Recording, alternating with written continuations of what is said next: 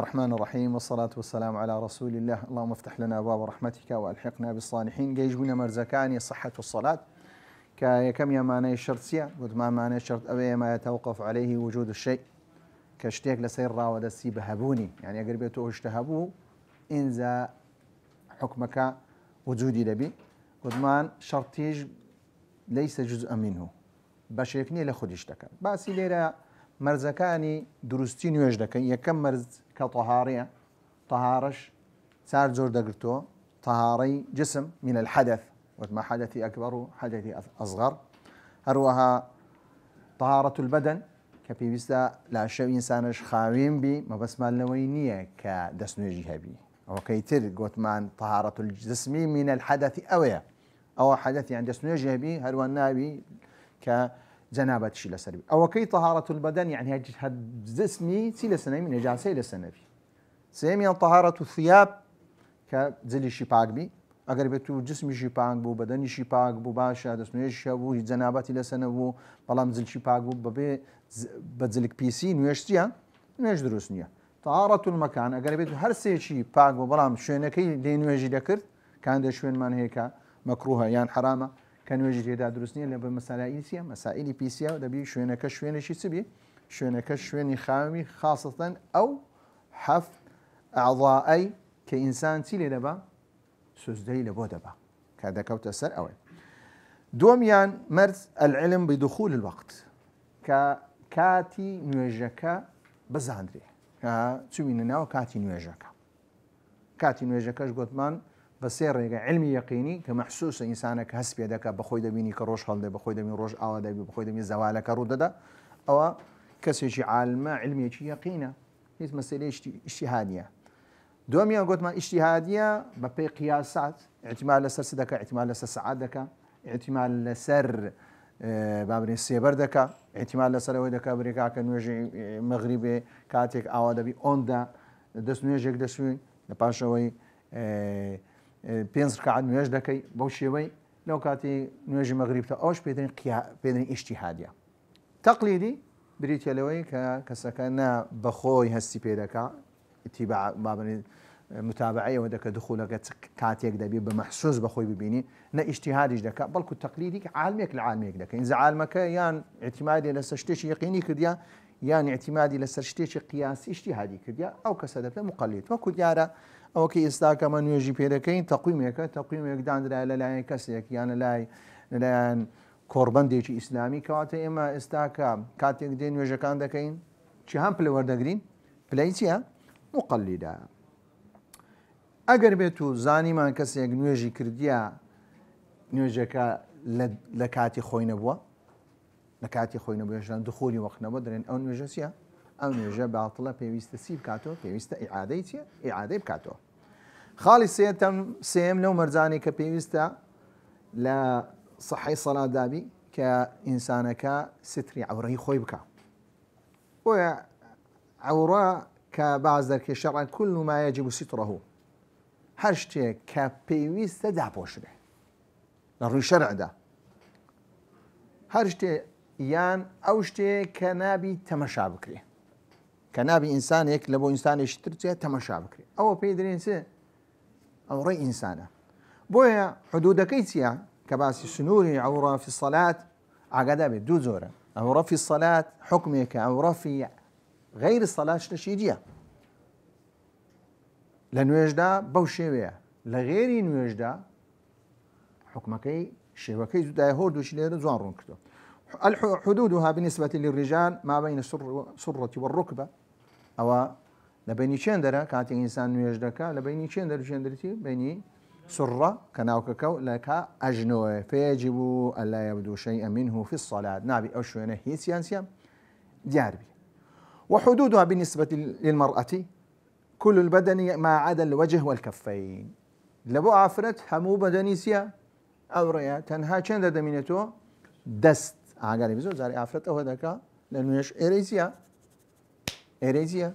ديارة نبي ديارة كذا كف عند كف حتى أو مسكة أو دو إسك أو حدودي بقى إيرة ديار حتى إيرة أو دستي ديارة نقول شو ندري حدود يسي روتشامي كسر تاوي نابي دياربي أوش لسوجه خذوا زينتكم عند كل مسجد المراد بها الثياب في الصلاة ابن عباس المراد به الثياب كتزلي شيء كأوزل سيا عورتي إنسان سيا دابوش وكو بيغمر صلى الله عليه وسلم دل الصلاة آفرتك حائضة كجيشت بلوغي إلا بس قبلة بخمار إلا آفرت سليبك خوي دابوش يعني من دال زور زاري بدل ما قربيتو من دالي كتس أقربيتو 85 ساڵی بوو 6 ساڵی بوو ینی بەبێ سەرفێشتیە ئەگەر نوێژی لە بۆ فێربوون هیچ شێش تێدا نییە چونکە بەپێ ئەو حەدیثە چیە سەڵاتی چیە قبول نییە ئافرەتێکی چییە حائڵ بەڵام لە بۆ ئەوەی ئەو کەسە فێربی سەفێش لەسەرنی بۆ ئێمە دەرین کاکە باچی لێ بکە سەفیەکەش چییە فێری بکە هێدی ئەو منداڵە سەفیەی لەسەر بێ زانی دەگەر بێت و کچەکە 5 ساڵیە هەتا سەفیە لە بەردەکە و لەسەری زەحمەتە بەڵام نوێژەکە گرنگترا تا فێرە نوێژەکە دەبی اینجا لە دوایە فێریشی دەکەی کە لە کاتی نوێژ پێویستە ئەو کچەسیە خۆی داپۆشێ ئەوە سنووری چ بوو ئەوڕێی ئینسان لە نوێژ حدود العورة خارج الصلاة وكو ما بين السرة والركبة بالنسبة للرجال أيا كانوا أو وبالنسبة لمحارمه من النساء وأما عند النساء الأجنبيات فما عدا الوجه والكفين على المعتمد أقدر بي أوي لبو رجالة يعني زور زار الخلق غلط ذاك كاك غلط ذاك لو بابتانا أقدر بيتو الرجال بياو سنية بين السرة والركبة أقدر بيتو محارمي خوشي بو بين السرة والركبة بلام فما عدا وأما عند نساء الأجنبيات فما عدا الوجهين والكفين على المعتمد تبكى إنسانك تندري بمنيته كفين وجهين منيته أي لا يجوز للنساء الأجنبيات أن ينظرن إلى ما عدا وجه الرجل الأجنبي وكفه نابي آفرتي أجنبي والله تمشى كابر خوي عصلاتي خوي دس خوي رد كديان لا رد كي تمشى أم بابتان يبكى هذا بتمشى شن دريبكى دستو سرسايبك فإن كان النظر بشهوة أقربت تمشى بشهوة تمشى دستي بياوي شكر بهماشي لو بياوي دستي آفرتش لو كاتيسيا أو حرامة طبعا حرامي كده كنت سر شيء ده كنت سر أو كسي نظري كريه زور زاري كابرة يعني آفرتي أدري من لو خو بباريزم بياوها تمشى دكا بياوها تمشى دكا بلا أتو جناح بارني بمرزا کاتێک ئافرەتی خۆی دادەپۆشی بە شێوەیەکی شەرعی دەستە دەرێ پیاوێکیش کە تەماشا ئافرەت دەکا ئافرەتەکە هیچ گوناحبار نابی لۆ چونکە بە شێوەیەکی شەرعی دروستە چوویتە دەرێ با کابرا حەزی بە هەنەزاری پێ بکە بە هەر تەماشای بکە بەڵام ئەگەر بێت و ئافرەتەکە بەخۆی وەی کرد خەڵک تەماشای بکە ئەوە وزری خۆی هەڵدەگری وزری غێری خۆش هەردەگری کە بوویتە چ بوویتە فتنە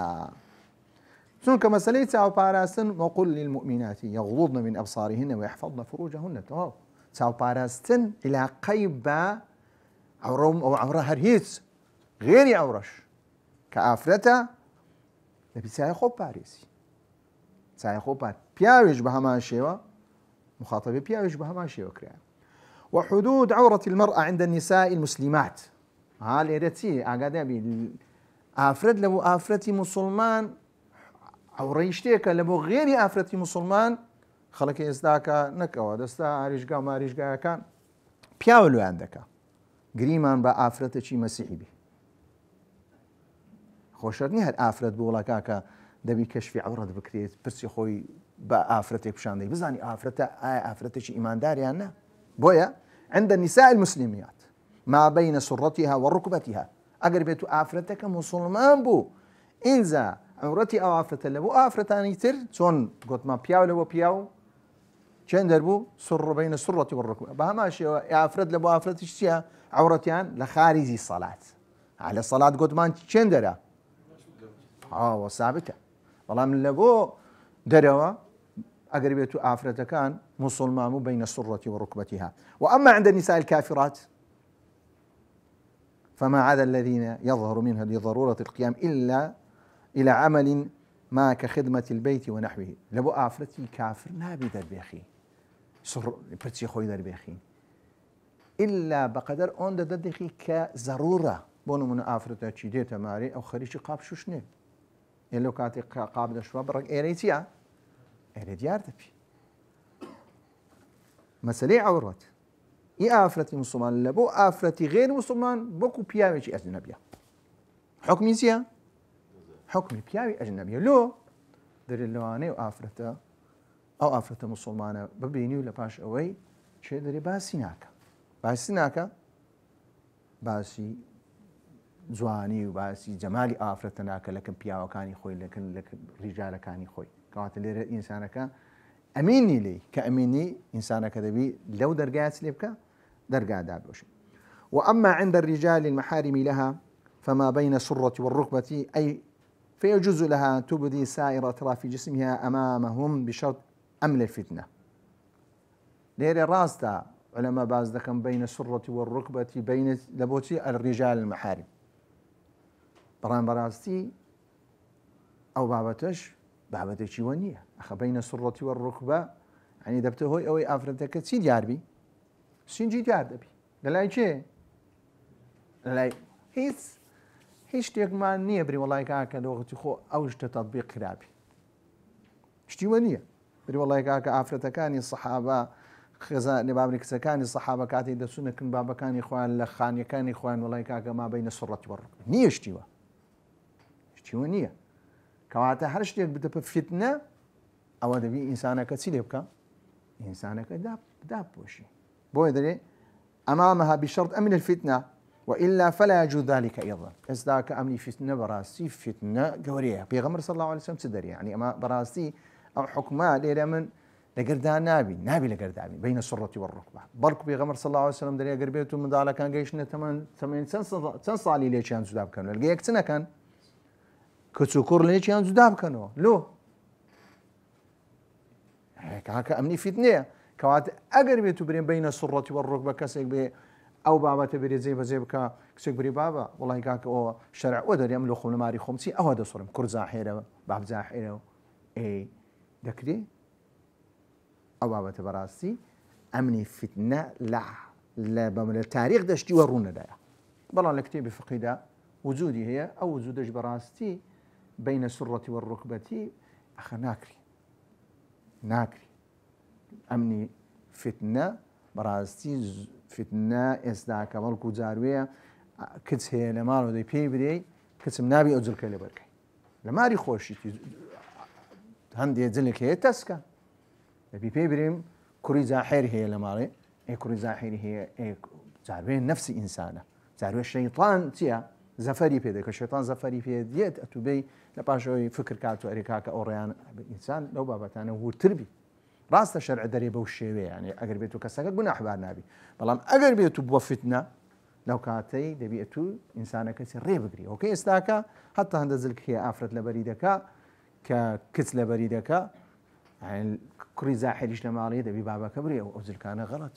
هندزل شي تسكو او بابتانا كانسان كانما لبريدانيا ولا يبدين زينتهن الا زينه اگر بيتو زينه ليك بدين خذوا زينتكم زينه كاكم دريم زينه افرت سينك زينه يعني كاك لا مو زينه ترى يعني بابتي براستي دبي دقيق بي ك زينه يعني سرساو زينه يعني هندشتي ك او زينه بوشوين تبي ولا يبدين زينتهن تبريهم زينه يعني بحدود خذوا زينتكم عند مسجد لا دبي زينه لوعولتين هند بابته بي برس بابرين سرچاوكي خوينا بيجي باش صفي برسكي ديار دبي بركمك لاقي ديار دبي لاقي شستاك عنده مشكله نيه والله مسألة سنجي انسان بابته شي ختروا او بابتا وفصلت الزينة بمواضعها فوق السرة وتحت الركبة تفسير يعني كردي بوي والله استاك قربيتو او بابته زي كمبريكاك او درسته چێشە چەند زۆرە چێشەکان دەبنە چەند بیسقات بۆیە ئەو بابەتە بەورتر دەبی ئینسان هەندێک بابەتی فقهەیە کە لە وەخت تۆ لە کتێبی فقهەیە تەطبیق نەکرا لە واقعدا تەطبیق نەکرا بەس وجودی چییە؟ وجودی هەیە وەکو ئیجتیهادێک باشە أما الحالات جواز الكشف العورة والنظر إليها لعذر عند الخطبة لأجل النكاح وكدا خوازي، النظر للشهادة والمعاملة أو دروسها من أجل التطويب والمداواة أو أنا بابتي ضرورين لهندي حالة دروستا وكو حجامة كلبو خزاني بيغمر صلى الله عليه وسلم كريا بياو كرديتي بلو أو بيبسي بس هي بيبسي بوضوابط هي أو خطبة هيس مشكلة كابرا دست داخوازي آفرد دبي بيبيني أو نظرية شيء حلاله دروستا بلا وهي لا تعلم كأصب إنسان كاتيك دست داخوازي كتيك يان دەتەوێت کوڕێک کچێک بینی کچەکە نابی بزانانی ئاگادار بن. ئێستا زۆر زاروێ مسلمان تووشی ئەو بابەتەی زۆر ئیتیمان پێی نادا. ڕاستەخۆیشتان کوڕەکە کچەکەی نەدیتە موعیدیان لێو دادەنێ کوڕ کچەکە لەگەیەک دادەنیشن 2 ساعت 3 ساعت ئێت و نابی کوڕەکە شکلن بەو کچە ڕازی بی کە شکلن بەو کچە ڕازی بوو ئینجا مفاتحی ماڵی دەکرێت ئینجا بابەتی لەگەری قسەی بکە. قەت شتێک نەکەین کە مخالەفەی شەرعی تێدایە بۆی دڵی ئەو کچە کە گرینگە زۆر جارێ کوڕەکە کچەکەی دیتی و ڕاستەخۆ گوتی وڵای کاکە ناموێ ئێلۆ ناوی وەڵا شکلم بەدڵ نییە کچەکەش زانیتی زۆر تووشی ستەبی بۆی پێغەمبەر صلی الله علیه وسلم کاتێ دێ وهي بڕۆ تەمەشای بکە وهي لا تعلم بڕۆ تەمەشای بکە و ئافرەتە چییە نابی بزانێت تو لۆ تەمەشا دەکەی لە بۆی بهێنی ئەگە بەدڵت نییە و ئافرەتەکە چییە ئاگای لێ نییە تو تەمەشای دەکەی ئەو کەسە ئاگای لێ نیە تەمەشای ئافرەت ئینجا لەوانی بری دکتۆر ئێستا کە وەڵاهی کاکە ناکرێ و شرعه ڕێگرتیە لەوەی وهي لا تعلم هەر کەسی یعنی زۆر جارێ ئینسان پێی دەری ئەو ئیشەی بەو شێوێ دەرکاکە ئیلا ئەو شێوێ دەکەم دەکە ئاخیرەکەی چییە ئاخیرەکەی عقوبەیەکی دەدا کە کوڕەکە ڕازی نابی کچەکەشی درێ دێشی و لەوانێ کێشە لە بینی ئەو دوعاەش چییە دروست بی بەڵام ئەگەر بێت و تەمەشای کردی و لە پاشەوەی و چونکە ئافرەت لە مەسائیلی جوانی ئێستا منداڕێکی گزکەتە بی کوڕۆکەت کچەکە زۆری پێخۆشە پێ برێتی چەند جوانی کوڕەکەش پێخۆشە چی پێ برێ ئازای ئەو سیفەتی کوڕکچە ئەتوش کەسێک کاتێک دەیهەوێ بستە داخوازی کچێکیش وەڵا بزانی کەسێک لە گەری دانیشتیە و لە پاشەوەی پێ ڕازی نییە چەند لەسەری دڵی گران دەبی گران دەبییاننا لۆ خوای پەروەردگار مارەیدانەیە لە پاشەوەی کەسێک گەگە بێت و کچێکی مارە کرد لۆ عقوبەی کوڕەکە دەدا هەندی پەشێمان دەبتەوە نیوەی مارەیەکە دەبی چ لێ بکە دەبی لێ خۆش بی ئەگەر بێت و مەهرەکە چ لێکراوی مەهرەکە ناوێنراوی ئەنی کاسەکە ئەگەر بێت و کچێکی مارە کرد مارەیەکەی دیاری کرد باشە لە پاشوی هێشتان هەنەی گواستۆ لە پاشوی تەلاقیدا دەبی ئەو کوڕە چ لێ بکرێ غەرامە بکرێ مەبسم مەهرەکە لێ بز نیوەی مارەیەکە دەگەڕێتەوە لە بۆ کوڕەکە نیوە مارەیەکە لە بۆ چییە لە بۆ لۆ لە بۆ چییە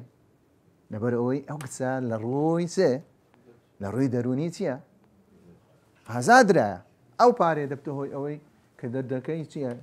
بڕێک ئازارەکەی لەسەر دەگی ئینجا ئەوەش کە کەسەکە دەستە داخوازی و دەیبینی و لەگەری دادەنیشی کوڕە وەڵڵاهی بابەجار بێ 2 ساعت 3 ساعت قسەی لەگەیەک دەکەن لە پاش وێدری کاکە توم ناوێ یعنی بۆ نمونە دەرێ وەرکاکە قسمەت دەبوو وهی کە دەری قسمەت نەبوو کچەکە تێدەگەل و قسمەت نەبوو کچەکە چیە تێدەگە ئەو بابەتە دەبی ئینسان زۆر زاروێ خەسی دی هۆی دەکا غێری مسلمان کەیف خۆیتی بەڵام ئینسانی مسلمان دەبی تەمەشا بکە ئەو ڕێگایە بگرتە بەر کە کوڕەکە دەبی کچەکە ببینی و کچەکەش چییە نەزانی با برای بزانی با باوی بزانی چکە ئافرەت بزانن بڵاو دەکەنە بەس پیا بزانی پیاچی لێ دەکات کەتمی دەکات نیم دەبی فرسەتی لێ بۆ کوڕە ڕێگە بخی ئەو کچەی ببینی بێ ئەوەی کچەکە چییە بزانی استقبال القبلة یەک لەو مەرجانەیە کە پێویستە قیبلە بزاندرێ بە هەمان شێوە دیارە قیبلەش فولي وجهك شطر المسجد الحرام أويا ثم استقبل القبلة أوش إذا قمت إلى الصلاة وكو ديارة تاريخي تشريعي شي ديارة لو كاتي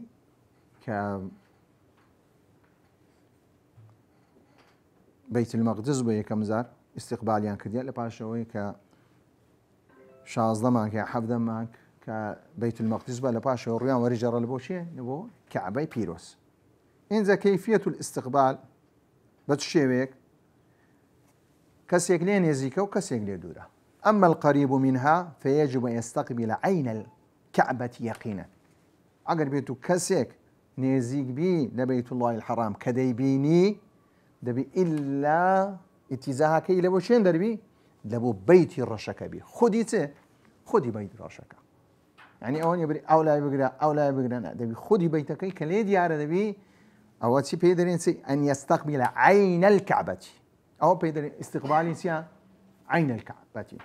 ئەمە البعید عنها کەسێکی وەکومە دووری وەکو ئێستاکە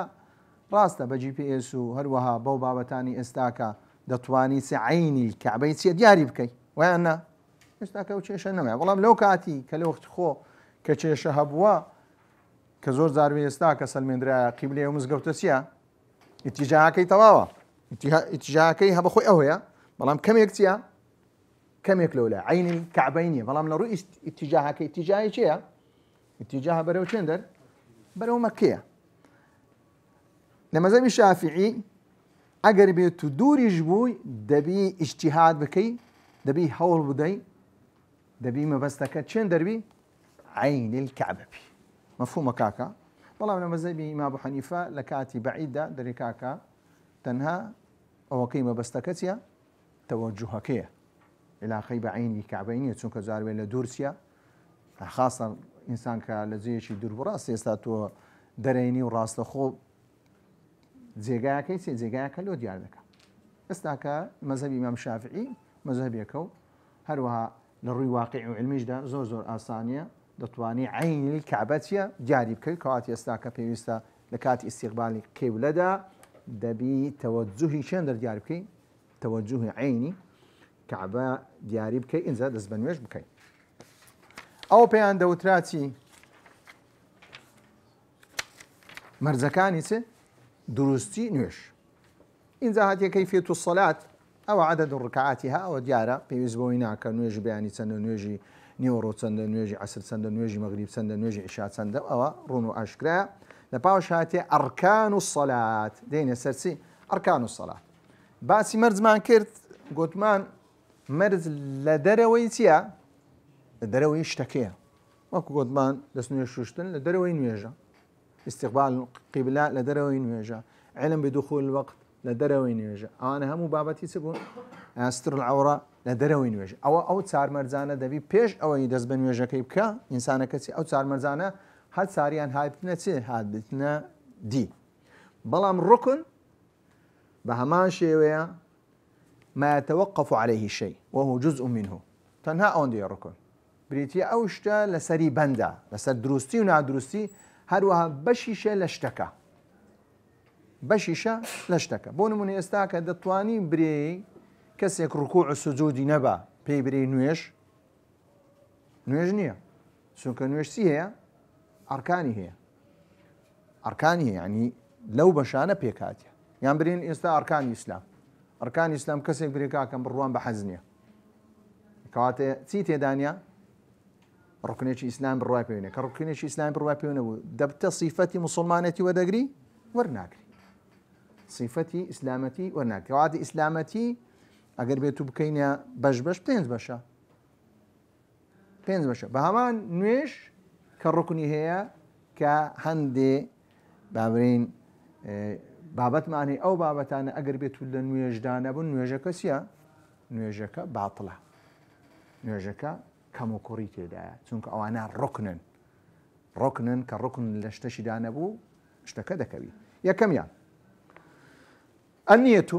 دیارە نیەت لە هەموو بابەتێکی عیبادات ئینەمە الأعمال بالنیات ئەوە لەگەری وەی وەرگرتیە نیەتیش بابەتێکی شتێکی قەلبیە بەڵام لابد لصحتها بۆ ئەوەی نیەتەکە دروستبی نیەتێکی دروستبی ئەن تەقتەرینە بتەکبیرەتی الإحرام نیەت دەبی ببەسترێتەوە لەگەر چێ لەگەر تەکبیرەی ئیحرام ئێستا کابرا نیەتی با چ دەینی نیەتی بە دەو دەینی کە بە نیەتی بە دەو دەینی چێن دەرە لە چێن دەری تەکبیرەی ئیحرامە لە پێشەوەیە چونکە ناکرێت و تەکبیرەی ئیحرام بکەی و نیەتیش بە دەو بینی بەڵام ئەگەر نیەتی قەلبی بینی لەگەر چ دەکری لەگەر تەکبیرەی ئیحرام هیچ دەکری چێشێ تێدانێت و هەم نیەتەکە شتینەیە بۆیە تەقتەرینە پێکەوە بەسرێتەوە پێکەوە بەستنەوە ئەگەر بێت و بە زمانیش بی فەصل لە بینی چی و چی نەبی فەصل لە بینی تەکبیرە و هەروەها نیەتەکەی نەبی ئەگەر بێت و ئینسانەکە بەچی کرد بە زمان کردی ئاخیرەکەی چ دەرێ ولا يشترط تحريك اللسان بها مەرز نییە کەسێک کاتێک نیەت دەینی ئیلا دەبێ خۆی چییە بە قسە بڵێ چونکە ڕۆمان کردو گوتمان هەموو علەما متتەفقین ئیجماعی لەسەرە کەسێک ئەگەر بێت و نیەتی نا بە قەلب نیەتەکەی چییە نیەتەکەی دروستە هەموو علەما ئیجماعیان لەسەر ئەگەر بێت و کەسێک نیەتی نا بە لیسان بەڵام بە قەلب نەیهینا نیەتەکەی چییە باتڵە دروست نییە بە لیسان دەبێت چی تێدابی بەبێ قەلب نابی بەڵام ئەگەر بێت و نیەتی هینا و بە قەلب و بە لیسان چی تێدا هیچ کێشەی تێدا نیە هیچ کێشەی تێدا نیە لەوانەی برێ لە مەزەبی شافعی کە دەرێ دەبتە هۆی ئەوەی کە ئینسانەکە تووشی وەسوەسە نەبی بەڵام زاروێ بە پێچەوانەشە کابراهاندی لەبەرەوەی فێرمان کردی ئیلا دەی بە زمان بڕێکا کە 4 ڕکعاتەوە و نوێژەکەم بەو تەرتیبێ کابرا لێ بوویتە چێ لێ بوویتە وەسوەسە بە پێچەوانە نیەت نەهینان بە زمان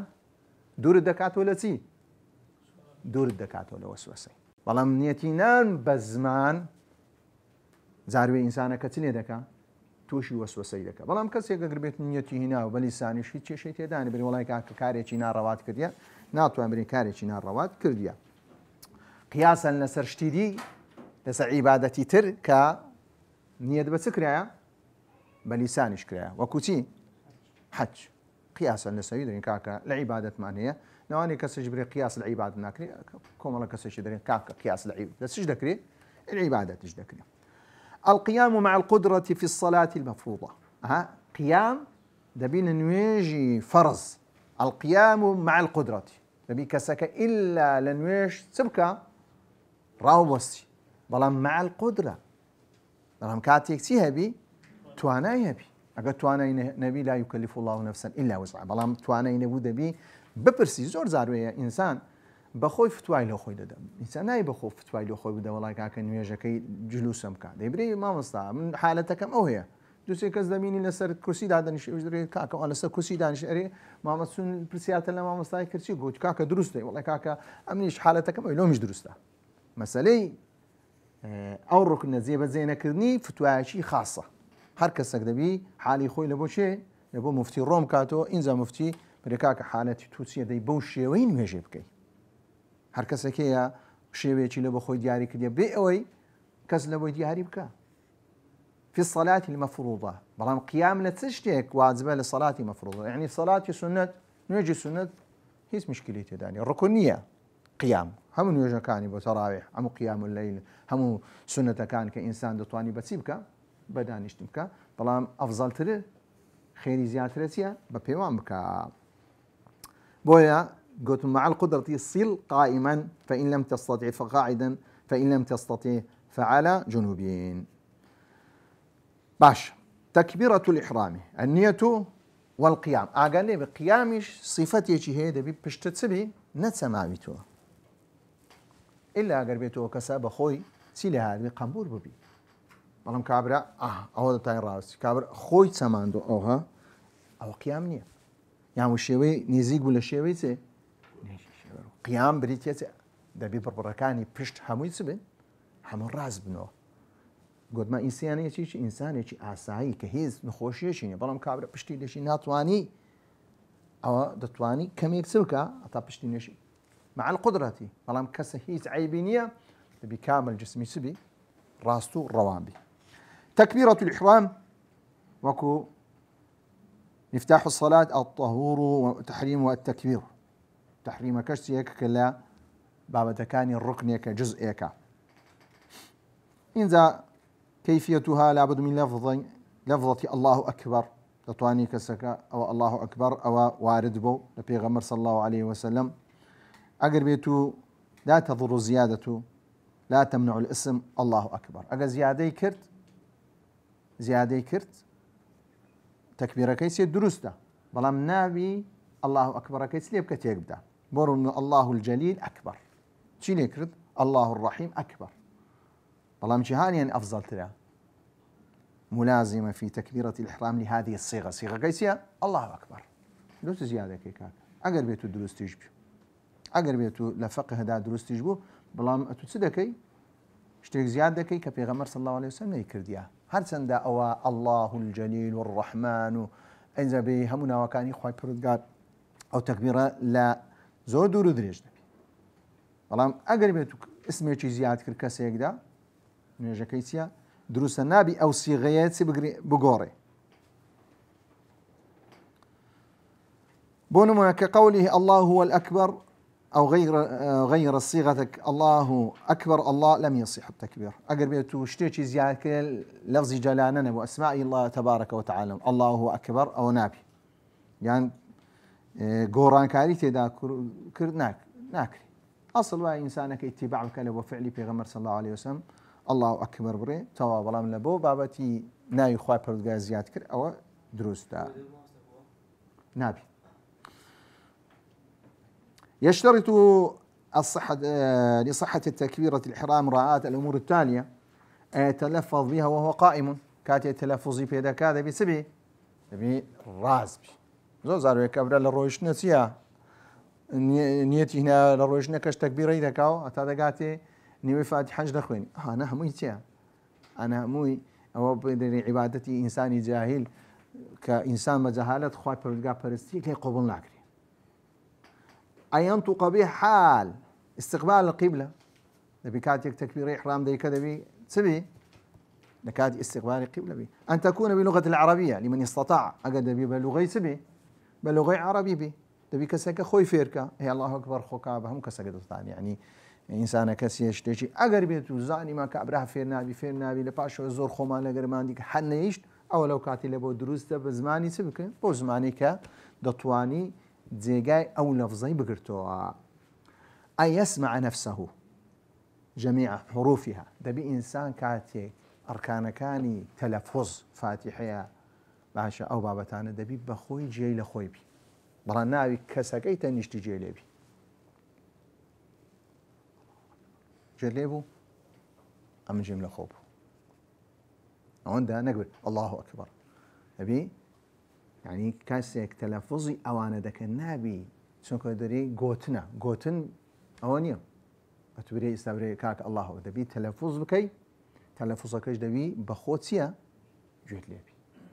أو صحتها بخوت جيل علاقي بابا وشتي وين جيت النزيك بخوت يدقي كتنده إن كان صحيح السمع أقرب تجيل كيتسبو طابو هروا كاتكش كاتي تسبو أسايبو بون من أقرب تباهات هر أوندي دلي كل وقت خو بيبايا كيدا تقوت نقبي والله كاكا تسليب كي سونك باسيس دكي إن كان صحيح السمع أقرب تجيزكي إيش توابو هروا هذا بنيتي لقر تسليب كي نيتي لقر قريب بداي لقر إحرام تكبير إحرام دبي نيتك لقر بي تعلم قراءة الفاتحة تعلم ركن بريتيلا خوينوي قراءة فاتحة لها مو ركعتك يا لما زبي أبو حنيفة أو نيجاني توارينا يعني نيجاني سينا تنها ركنا لا دور ركعتي كم ودو يعني أقرب بيت ركعتي سين متسارم كسكة بس راوستا يخو ذكري كرت هيك شيء تداني نيجاكيتيا لما زبي أبو حنيفة دروس والله ما زي ما الشافعي نيجاكيتيا نيجاكي دروس نية نبي سبكة نبي فاتحة لها مو ركنة كام خويني شنك فاتحة ركنة لها موسى لها مركعتك لها مو ننويج لها مركعتك شيء وهو ركن في كل ركعة الركن لجرسه نكتنها لنويش لا حركعتك إنسان ديكا دبي بيكا بوي مذهبي ظاهري دبيني دريكا كقربيتو جيشت الركوعش مذهبي ظاهري مثلا جيشت الركوعش فاتحة نخوين بو أو ركعات لبوسيا حساب نية لو دري فاتحة نخوين دري لبوري بيغمر صلى الله عليه وسلم دري كسر لا صلاة لمن لم يقرأ بفاتحة الكتاب يا صلاة كي لبوني كواتب ركعتك شي لبوني بلام أو كان تدرين سيكاكا بحديث بيغمر صلى الله عليه وسلم هر كسيك بركعتك شي راقيشت أو بتصير راقيشت يا بنويجك راقيشت أو يدري كاكا أو دليل لسر أو ركعتك كي لبوسيا نبو حسابها أو كان رأي جمهور بهسترا دليل ذلك لا صلاة لمن لم يقرأ بفاتحة الكتاب والبسملة آية منها أقدار بسملة لما زي إمام شافعي سيا يزور زاربي كابر دري أخلو لما زي فلان كس فاتحة ناخذ لما زي فلان كس كاكا بسملة آيات نية بسملة زيا آيات نية يسأل قراءة 7 أما بس دخويني إمام عاصم بسملة زيا آياتك لفاتحة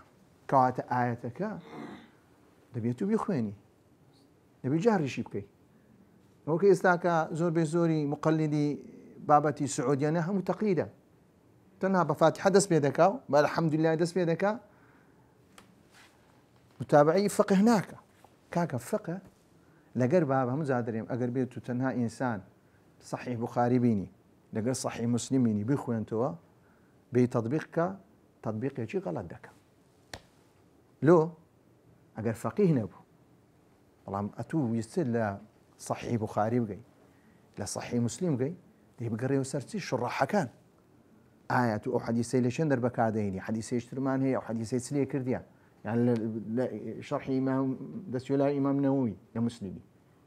ناكل تبي الراس تو خبري والله كاك حديث في غمر صلى الله عليه وسلم أو هي من هو زي بزيدك يعني كاك قرا ولا فقيهان كوتي جيشتنا أجا قرا ولا فقيهان زور زوسا قلنا قرا ولا فقيهان أو شيء لو دروز دبي شيء ما تيا لو دروز دبي إنزا ابن حزم رئيس جواني هي لما سلي بسملة ابن حزم رئيس جواني لما سلي بسملة تري بتصير روايات يقدر خويني حتى قصيه لابن عباس تدري كاكا سورة فاتحة دو زار دابزيا زارة كان لمكة زارة كان لمدينة أو هم ما متفقين سورة فاتحة 7 مثاني حف سندا حف آيات أو كي بسملة دكاتا آياتك كاتا آخر آيات لكنمتيا يك آياتي سر بخوي أو كي بسملة ناكات آيات آخر آياتي كلكنما حفتا ديكاتا ديكاتا ششو حفت ششو حتى لما زي الإمام الشافعي آخر آية دبي هوي بيكو بخويندري لما زي الشافعي دبي سليب كي كاتك دريتي صراط الذين أنعمت عليهم غير المغضوب عليهم حتى دبي لبي دس بيبكي حتى زور كسير صراط الذين أنعمت عليهم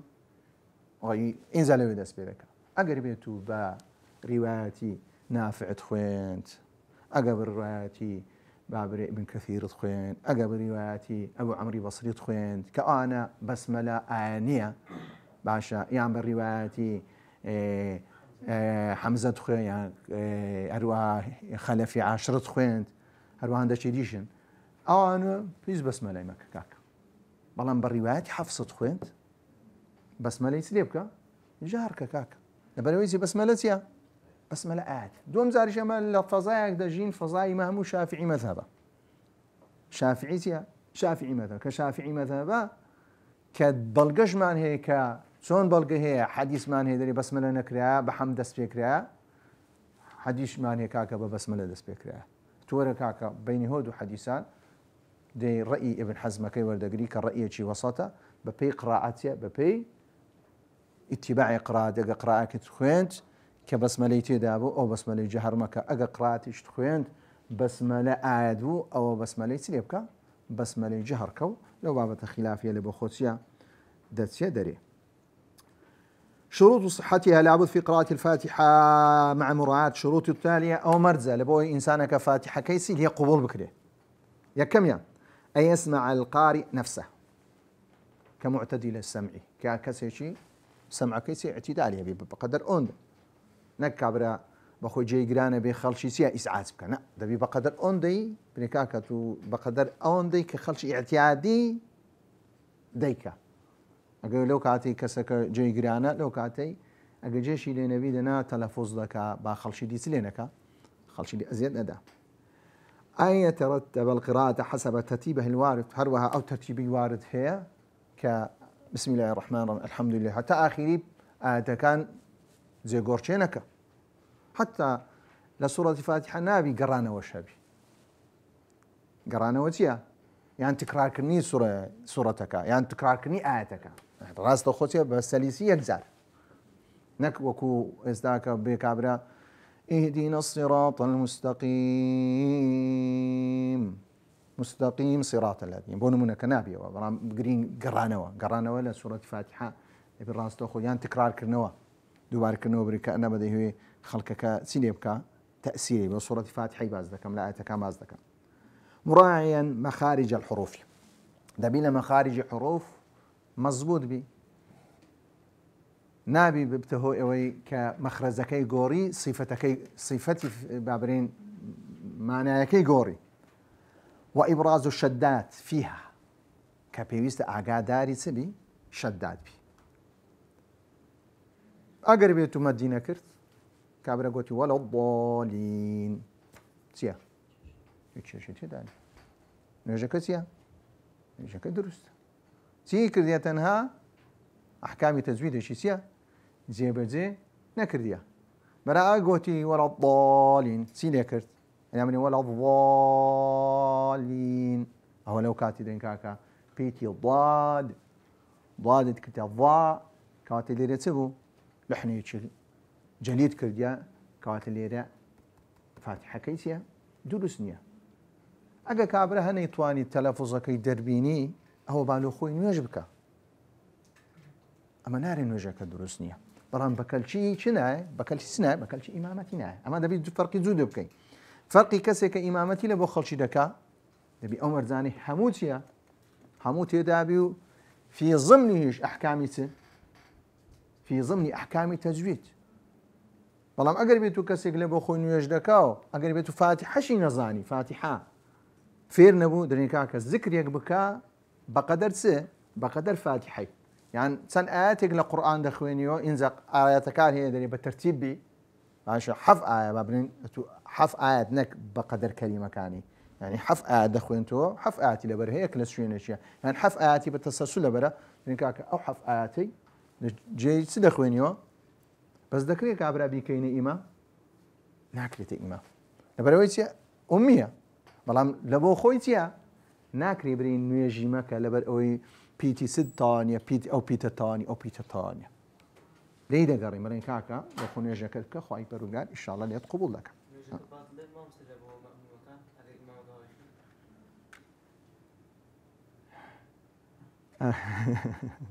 جارێ لەوە بابەتەی گەڕێ تووشی کێشەمان مەکە ألا يلحن فيها لحنا يغير المعنى أوانا قوتمان ك دبتهوي معناها كي دغوري إذا معناها كجوري صحتني أن يقرأها بالعربية دبي بتسبي بعربي ناكري ترجمة بك دبرو ترجمة كرنك قرآنسية قرآنية أجر وين زاني دبي سبكة آيات شدي بخوين أجر نزاني سدكة ذكري دكة والله من مذاهبي ترمان هي دريكا كجربيتو نيتواني هل نيتواني هي نتواني سيلو دكين لوي ترجمة دكين بلغة خوتية أو آياتنا ضلي أو ترجمة والله من مذاهبي شافعي إلا دبي بتسبي بعربي ناكري ترجمي بكا أن يقرأ المصلي وهو قائم غير كاتي تشيش أو فاتحة دخويني دبي تبي دبي لقيام دابي قلت ما لبو شيء دبو أو كسيسيا كتواني قيامي القيام مع القدرة أقربتو كابرين يتواني كواتي فاتحة دبي كاتي قيامة كلا غير سدا هل أقر قدرية كم دا كتواني هبي كراوست أقر تواني نبو قلت مانسيا لو كاتي إنسانك دتواني بەدانیشتن نوێژەکەی بکە هەر کەسێک کە ئابرین گریمان کەسێک بەبێ دەست نوێژ ئیمامەتی لە بۆ خەڵکی کرد بەبێ دەست نوێژ طبعا نوێژی مەمونونەکان چییە هیچ کاریگەری چییە کاریگەری لەسەر نییە نوێژی کەسەکە باتڵە وەسەلام عەلەیکم الركوع وهو شرعا ركوع چییە ركوع بهمان شيوا ك دبي خوي دابينتو إنزا دو شيوي هي كشيوي جيان أدنايكية شيوي جيان أفضلكية كإستاكا باز دكي أن ينحني المصلي قدر ما يمكنه من بلوغ راحتيه لركبتيه كاسيك ديدو تواني دستكاي مقاتا شندر سرسوكاني أو بيدرينسي هذا أقله أو كمتريانا. وأما أكمله بحيث يستوي ظهره أفقيا بشيوك دبي بشتي تبي راس بي نابي سيتي دابي نابي خوارو خيتي تدابي راس أو بيدرينتي أو أكمل كيتي يعني كسي قربي تزور زاروي كسي يسوز ركوع برديا كسي دي لي هرا لي تو كابرا اون دفير بوا أقل كدلو دكا كدستي جيشتا سرتو كاني خوي أو تيا ركوعيتي بەڵام کاکە دەتوانیت جوانتر بکەی ئەوە تەواوە خی گەورە لێت وەردەگری فقهێنیش دروستە بەڵام بۆ ئەوی باشتر و چاکتربی ئا بەو شێوەی پشتە چبی سەرەکەشت چبی دەگە سرت کە هەمووی چێ یەک چی هەبی یەک ئیستیوا هەبی کە دەری ئاو ئەگەر بێت و شتێک لەسەر پشتی ئینسانەکەیدا بێ شتەکە چی لێبێ لەسەر چی بێ لەسەر ڕاو بستی يا أيها الذين آمنوا اركعوا واسجدوا ثم اركع حتى تطمئن راكعا أو لسور جاء حديث الساهي كأوكسيكا نيجكي بغلط دك في غمر صلى الله عليه وسلم لو حديثه هم أركان كان سر دكاتهم أركان كان نيجرون دكاتهم والله ما ليرة حديثك بارسة كرايا شروط كيتي هم مرجعان هي قلت ما تشون فاتحة مرجي أبو هروها بوي ركوعكش الدروز بركوعك طابي الانحناء بقدر المذكور خود سمعنوا لبو ذات الله بو قدري كرون ما كردو كدستكي بقاطع شندر بقاطع سرچو كاني يان بشتي بشيوي شي رازبي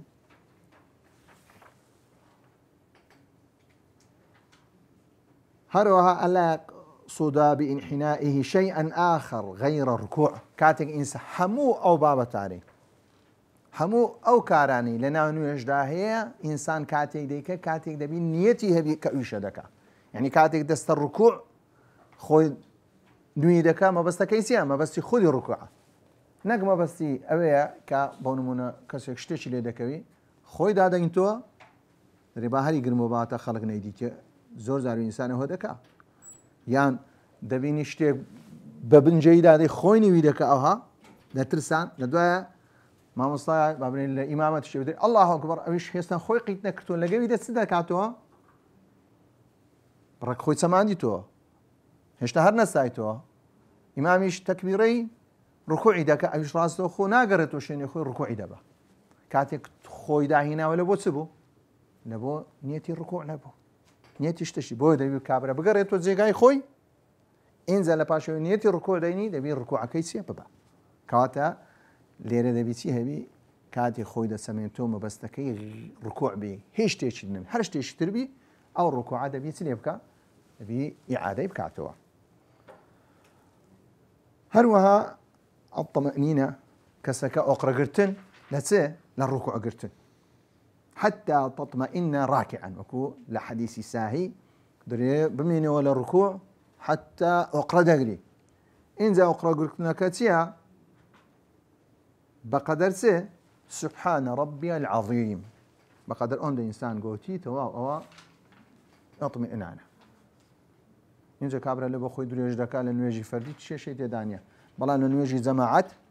نابی لسی زیاتر بکی لبا امام نیز زیاتر بکا حتی نویجی کیس نابی دریاج بکا هروها سبحان ربي العظيم 3 مرات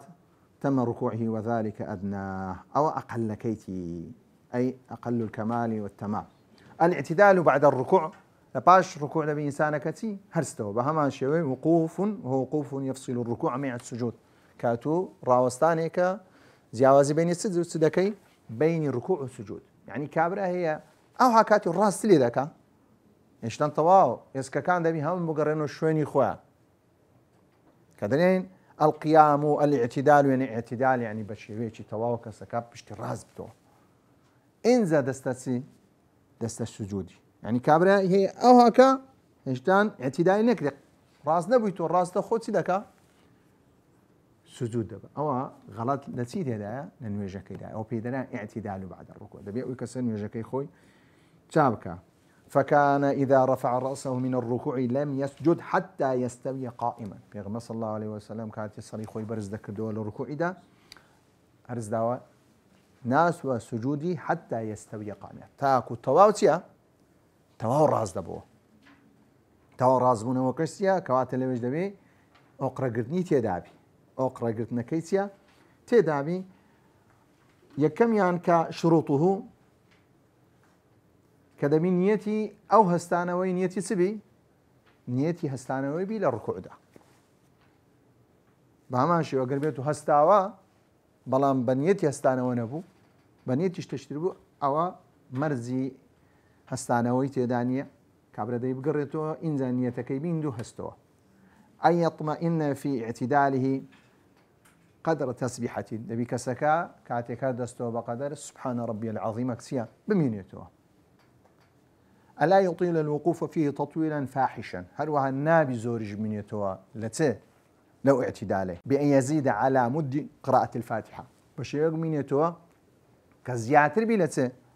لفاتح الكتاب لأنه الركن قصير ولا يجوز تطويله كسك نابي سيلبك نابي دريجي بكاتو السجود مرتين كل ركعتين بهمان سجوديش يكك لأركان كان هروها وكو ديارة بريتي لوي كادبي إنسان جبهي كان يتعاني بقاتا شندر بقاتا بيش أخوي ثم اسجد حتى تطمئن ساجدا وكل حديثك ديارة مرزكاني تيا يكم مرز ككشف الجبهة عند ملامستها الأرض دبين يتعاني إنسان هيتي بيوانا بي هيتي لسنا بدانا بوشلابي دبي رود بي أن يكون السجود على 7 أعضاء كاتي إنسان سجود جلبا دبي حفت أندامكي كدستكاني أو سربيكاني أو دويتر هروا توكاني أو دويتر هرواني تواني شي أو شندر أو حفت وكل حديثك داهية هروا دبي أن ترفع أسفله على أعاليه كاتيك سجود دبا دبي بشتوي برستري بلا شندر لا بيشوا يعني نابي لشوينك أو السجود ببا كاتيك سجود دبي تسيلي بيتسوانا بي هستن دبي سجود البردية بلان بيشوت لبشتوي إنسان تسيلي دبي برستر دبي هدم كاتي إنسانك سجود دبا نابي بيشوي كسركيتي دبي لخوارتر بي لدواوي دبي دواوي سي برستر بي ألا يسجد على ثوب متصل به بحيث يتحرك بحركته نابي سجود بالسار زليك كزلكي بخوي ونسايا بخوي ويا بزولي ويدا زولي يعني قربيتو دو قرده شي دادنيتو لسر دو قرده كي سجود دبا يانا درست يانا درسته بەڵام ئەگەر بێت و شتێک بە تو ببوو سجودەکەی لەسەر بی لەگەت و هەستۆ لەگەت و بڕوات و خاری ئەوە نابی ألا يقصد بالسجود شيئا آخر غير كخوف ونحوه هروها سجود چییە دەبێ نیەتەکەی یەک نیەت بی کە لە بۆ تەنها نیەتەکەی سجود بی ئەیطمئن في السجود هروها ئۆفەرگرتن لە سجودی دەبینێتەوە إن شاء الله لدرسي داتو أوي طواف دكين وصلى الله على محمد وعلى آله وصحبه أجمعين.